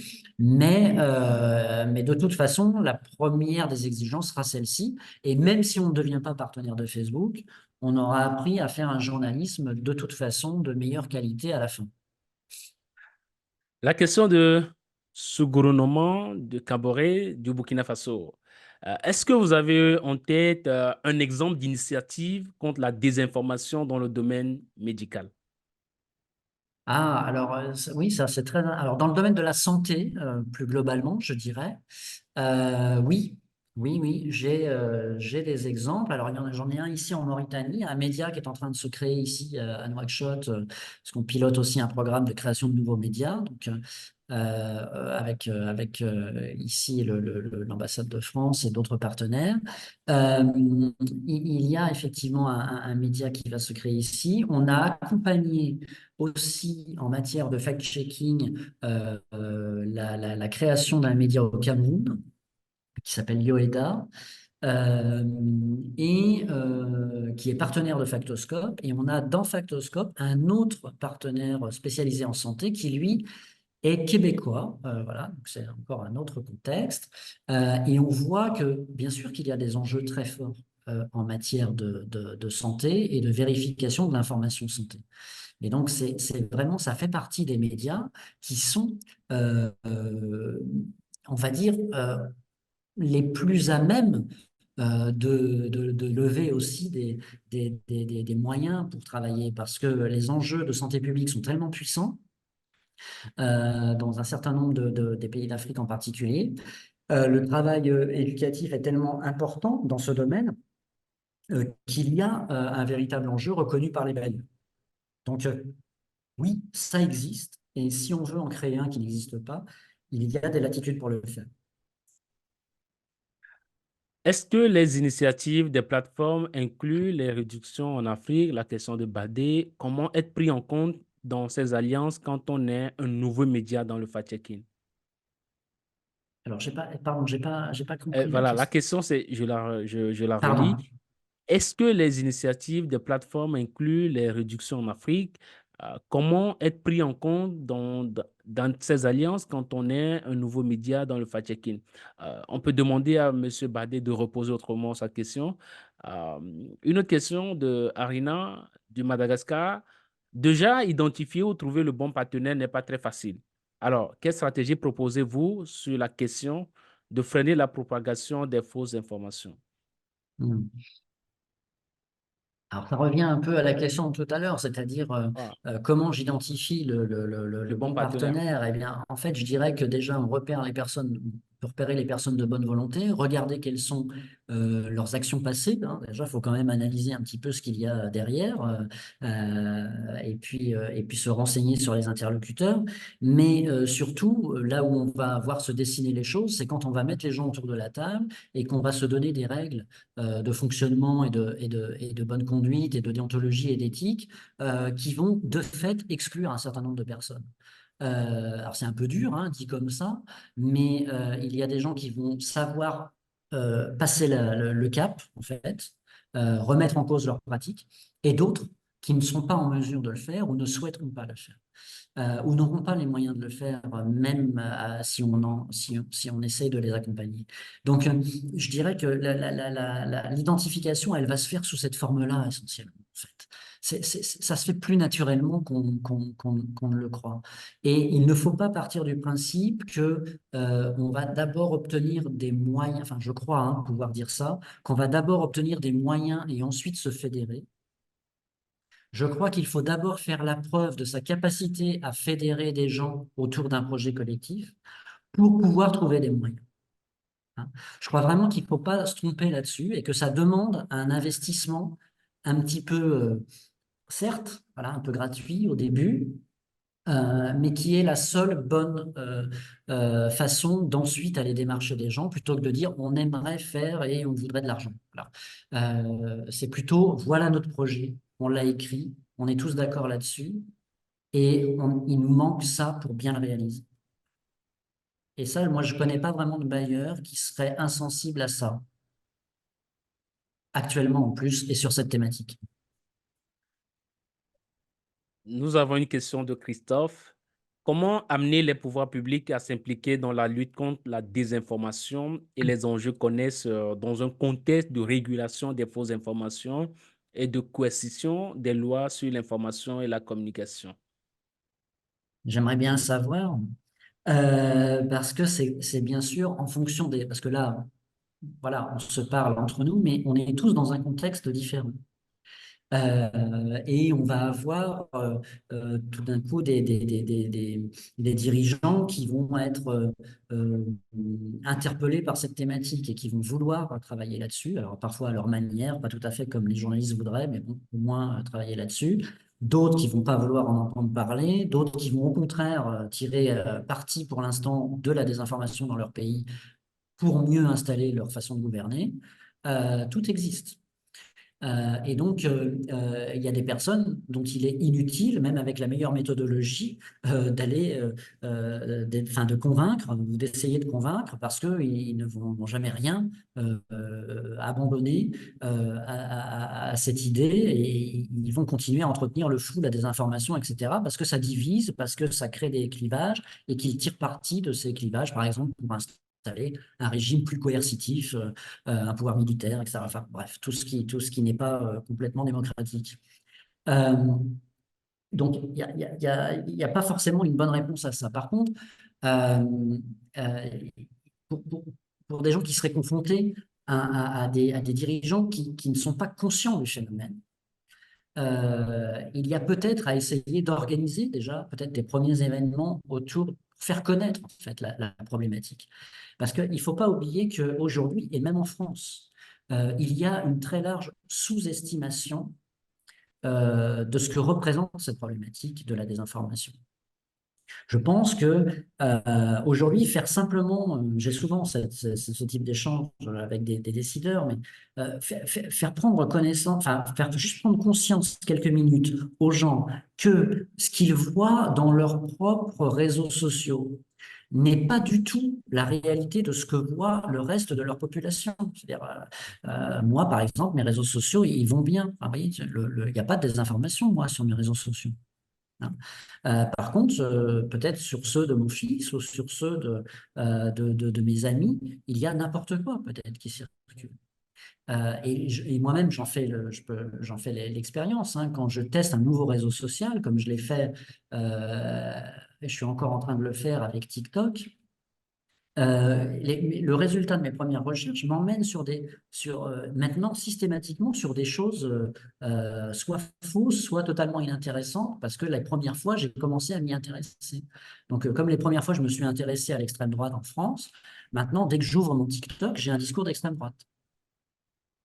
Donc, et c'est très puissant cet algorithme. Et donc, juste essayer de peut-être d'organiser des temps d'information ou d'échange, des demandes d'audience, ou peut-être organiser des conférences dans un premier temps, essayer en faisant venir des experts, ou d'essayer voilà, de le faire un peu par des moyens un peu détournés, en invitant les instances comme, je sais pas, des fois un ministère de la Culture, des fois, voilà, des fois des officiels qui se déplacent, ou voilà, ou d'autres types de personnes. On peut arriver à faire prendre conscience d'un certain nombre de choses. C'est pas simple, mais face à des personnes de bonne volonté, ça peut fonctionner. Jeanne voudrait avoir des conseils pour contrer la désinformation en période électorale et et il demande si vous auriez des conseils pour lui. Alors, pour avoir mené un certain nombre d'opérations de formation sur dans différents pays d'Afrique en période électorale, alors c'est assez, et en France d'ailleurs, c'est assez compliqué quand il y a certains pays où ça m'est arrivé encore très récemment, en Europe, où les journalistes autour de la table me disent, voilà, c'est vrai, ça va être l'élection présidentielle, c'est le bon moment pour lancer une opération de fact-checking, mais par contre, on ne va pas faire de fact-checking politique. Bon, voilà, du coup, ça va être compliqué, hein, parce que voilà, si on ne peut pas toucher à la politique en période électorale, forcément, ça réduit quand même un petit peu la marge de manœuvre et la capacité de lutter contre la désinformation. De la même façon, Facebook, dans son programme, euh, vous l'avez vu, il rémunère des articles de vérification par les tierces parties, mais par contre, il ne va jamais rémunérer des articles qui touchent à la politique. C'est exclu. Alors là, on pourrait se dire, du coup, c'est perdu, puisqu'on ne peut pas faire politique, du coup, il n'y a pas de possibilité voilà, de faire quoi que ce soit. Il y a des moyens de contourner ça en allant sur des sujets de société, en fait, parce que les politiques, bah, ils parlent de tout.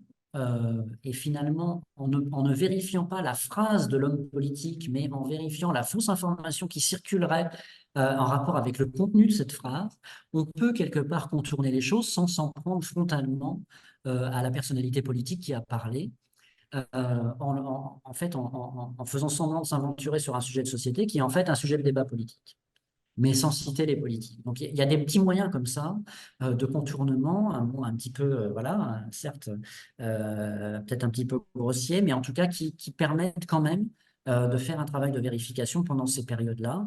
Euh, et le deuxième piège dans lequel il ne faut pas tomber, c'est le fait de travailler à sens unique, c'est-à-dire de ne vérifier ou de ne faire dire faux qu'à un type de personnalité, qu'à un parti ou qu'à un camp politique, et bien penser à continuer à faire un travail équilibré, un travail neutre, un travail où dans l'écriture, on conserve une forme de neutralité, pas de jugement de valeur, pas d'appréciation, pas d'adjectif en fait, simplement les faits, rien que les faits.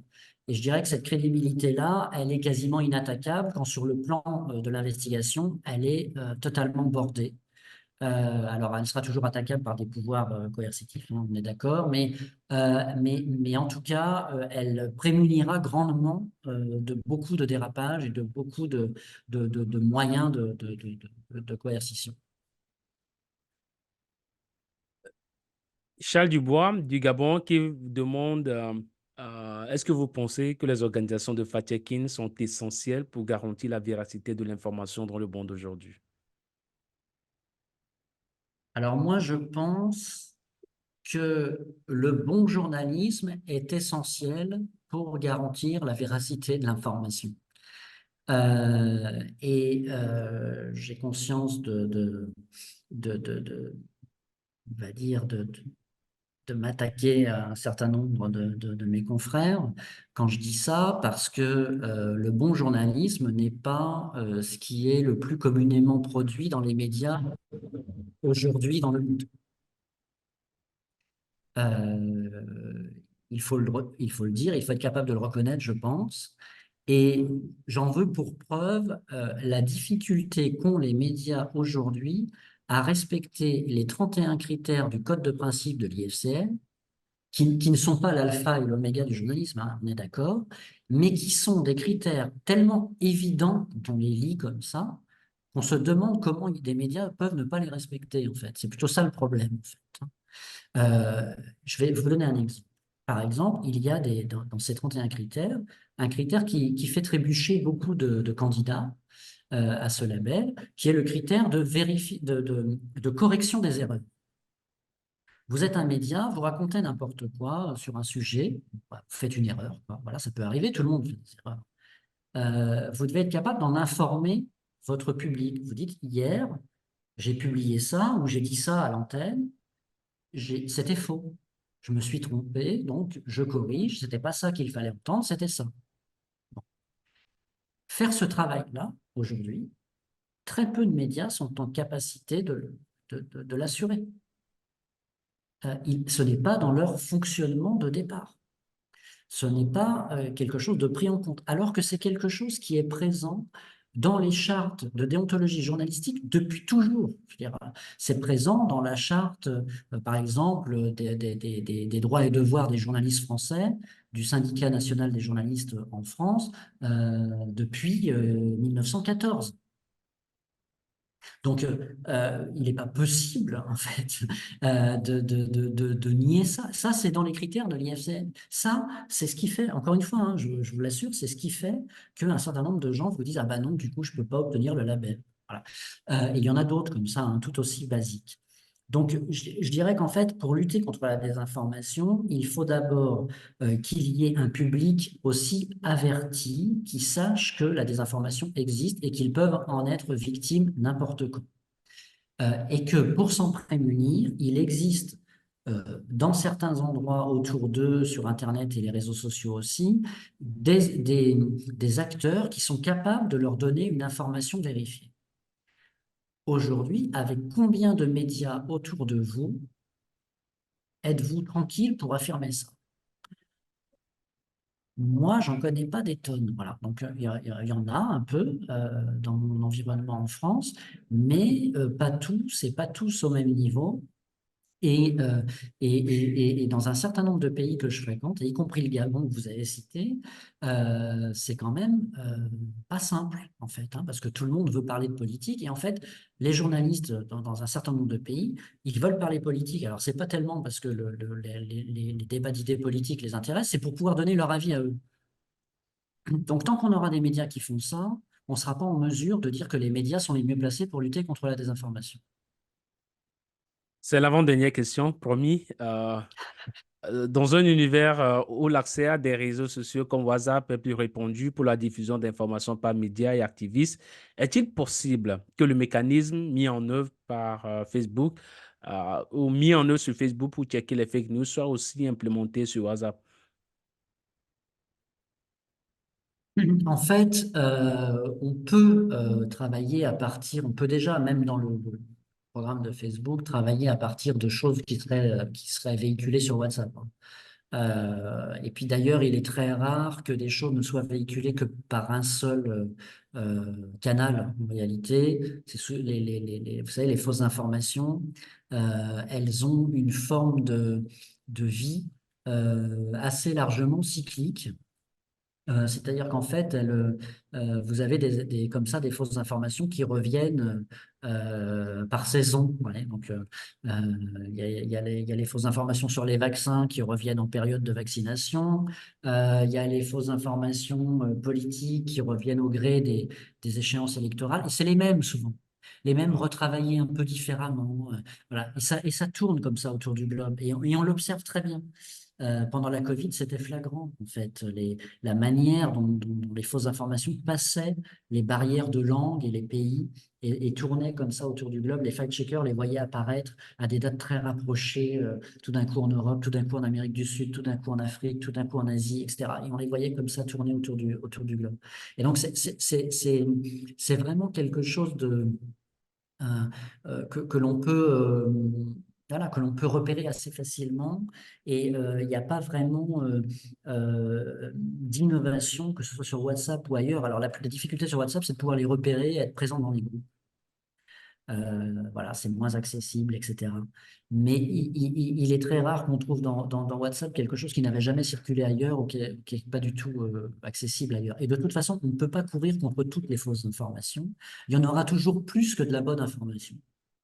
Hein. Ça ira toujours plus vite et on ne vérifiera jamais tout et ça n'existera pas la période où il y aura que de la bonne information. La seule chose que l'on peut faire, c'est garantir à des citoyens que dans un certain nombre de lieux, dans un certain nombre de médias ou de réseaux, on est tranquille. Voilà. Il y a des îlots de confiance. C'est ça qu'il faut réussir à créer. Et ces îlots de confiance, ça peut prendre la forme, comme j'ai dit, de réseaux ou de médias, simplement de médias. Mais il faut être capable, dans ces îlots de confiance, voilà, de montrer patte blanche, en fait, et de dire, voilà, si tu viens chez nous, tout ce que tu liras peut-être pas toute l'information qu'il y a ailleurs, mais tout ce que tu liras, ça sera vrai et vérifié. Et si jamais on s'était quand même trompé, ou si jamais on avait été abusé par une fausse information, on te le dira. Donc tu es tranquille. C'est ça qu'il faut réussir à faire. C'est pas simple, bien sûr, mais pour moi, c'est la seule solution en matière de survie du journalisme. Parce que sinon, obtenir l'information en premier, le plus vite possible, à n'importe quelle heure de la journée avec des bouclages, etc., pour moi, ça, c'est le passé. Ça ne sert plus à rien. Ce n'est que très rarement qu'un média, un vrai média, va vous apprendre une information. Une information, elle va vous être donnée de toute façon par un réseau social, par un témoin qui sera sur place, qui aura pris la photo de l'incendie, qui aura pris la photo de l'attentat, etc., avant un journaliste. Voilà. On ne sera plus jamais les premiers.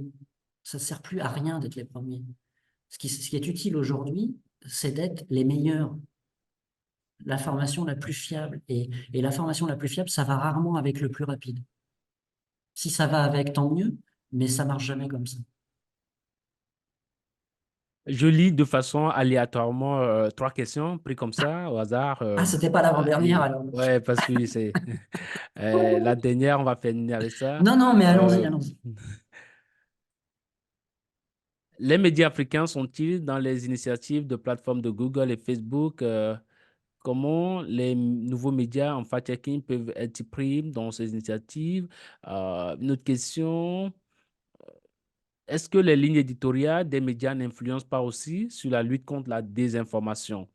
Ah, encore la question de Youssoufa Sissi. Voilà. Youssoufa qui dit la Team George, des mercenaires de la désinformation basée en Israël, inquiète les médias du monde. Cependant, comment faire pour contrecarrer leur agissement, surtout en cette année 2024 où 81 pays du monde sont en élection pour élire le président, Ouais. aux députés ou élus locaux. Et quand on sait que dans nos pays, la collaboration entre médias pour lutter contre la désinformation est quasi inexistante. Comment créer des Hum, C'est réseaux dans un tel c'est- environnement?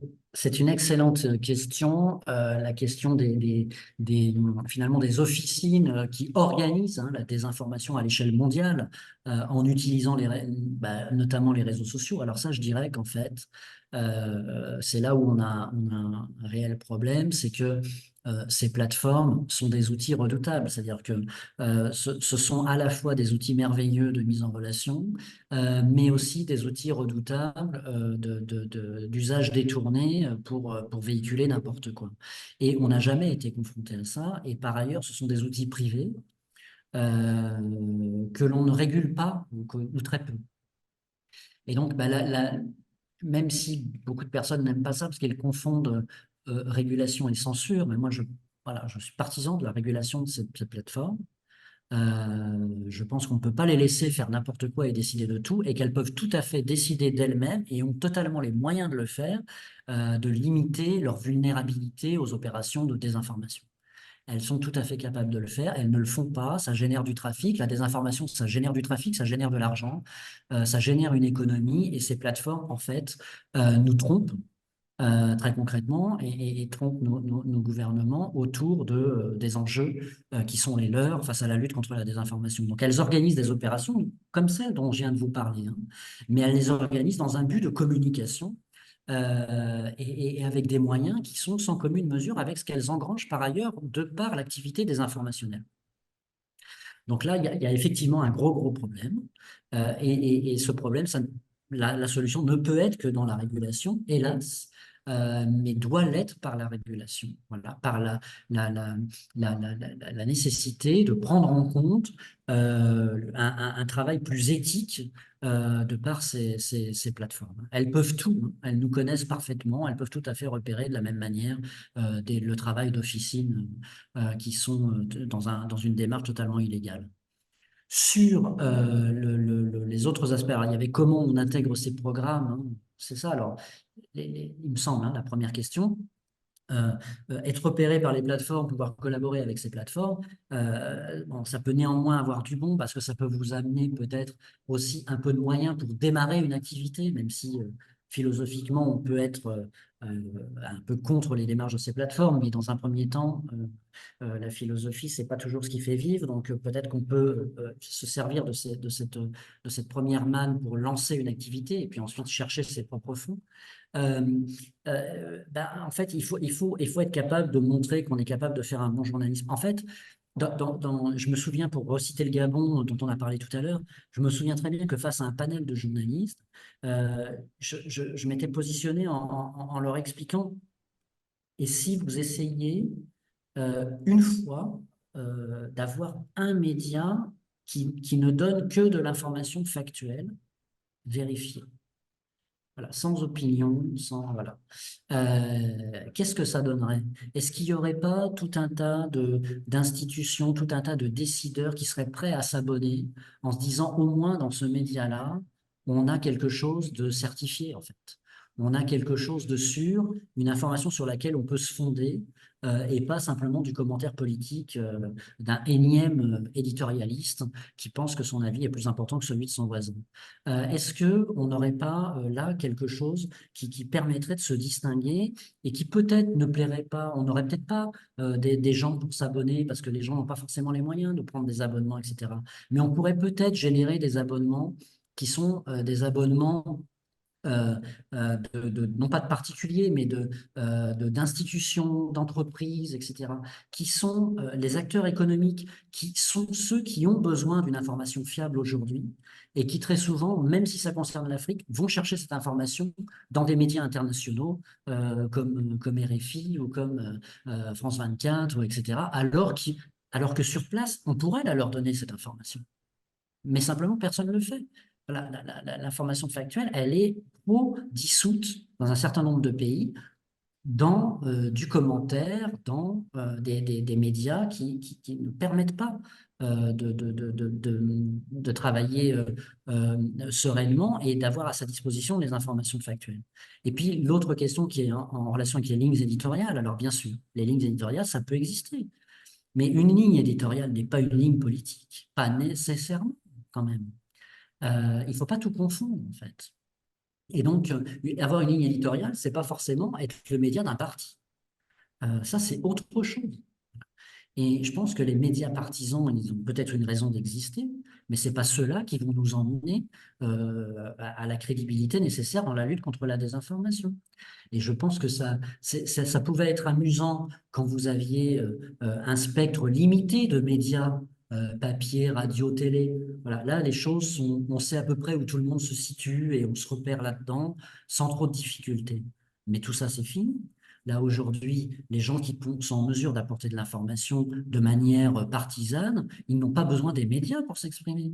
Ils le font tous les jours sur X, sur Facebook, sur rien. Ils n'ont pas besoin d'avoir un journal. Donc, c'est totalement, je dirais, dépassé, en tout cas pour moi, de concevoir la ligne éditoriale d'un média sur un parti pris politique. C'est-à-dire, regardez Donald Trump, il n'a pas besoin de. Il y a des médias qui le supportent, mais enfin, il n'en a même pas besoin. Voilà, il ouvre ses comptes de réseaux sociaux et c'est fini. Voilà. Donc, je dirais qu'il faut être capable de passer à un journalisme, disons, plus qualitatif, et que si on ne le fait pas, bah, c'est pas grave, on pourra continuer à faire du journalisme, mais on n'en vivra jamais. Voilà, bah, c'est pas grave, mais on aura aussi perdu le combat contre la désinformation. Merci beaucoup, Monsieur Laurent Bigot, pour cette session de partage, pour les ressources partagées avec les confrères et consoeurs. Merci aussi aux confrères, aux consoeurs, aux journalistes qui nous ont suivis. Depuis le début, malgré le souci que je rappelle encore technique qu'on a vu au tout début, c'était compliqué, mais bon, voilà. C'est un webinaire, c'est une formation qui peut durer des heures. On a énormément de questions, encore une fois, mais qu'on ne peut pas répondre dans le timing imparti à cette session. Merci aussi, encore une fois, à notre formateur pour sa patience, sa disponibilité. Et comme il a dit, son mail est disponible pour ceux qui n'ont pas reçu de questions. Vous pouvez lui envoyer une question après cette formation. Je vous ferai également suivre la présentation qui a été faite pour vous permettre encore une fois à tête reposée de le parcourir. Encore merci à chacun de vous. Je vous donne rendez-vous le jeudi prochain pour la deuxième session avec Eric Naron, qui a été aussi le directeur adjoint de l'école publique de Dauphine, je crois. Voilà, l'Institut pratique du journalisme, voilà, Voilà. l'Institut pratique du journalisme de l'Université Dauphine. Donc, merci. Il a été aussi le président de l'EGTIA, l'Association européenne de formation au journalisme. Il n'est plus président, mais il est l'ancien président. Avec lui, on parlera de comment atteindre des publics qui sont vulnérables à la désinformation, mais des publics complexes et des publics, un public souvent marginalisé. Merci à chacun de vous. Il y a un sondage pour savoir si ce webinaire ou cette formation vous a été utile, qui vous sera également envoyé pour recueillir vos impressions sur ces sessions auxquelles vous avez participé. Je ne vais pas trop durer. Bonne fin d'après-midi, bonne fin de journée à vous et rappelez-le. Et je rappelle encore une fois que les participants qui participent à au moins trois sessions de cette formation pourront bénéficier des subventions pour former, pour lancer leur propre projet de désinformation. Allez, au revoir et à jeudi Merci à prochain. tous. Merci à tous pour votre attention. Au revoir. Au revoir.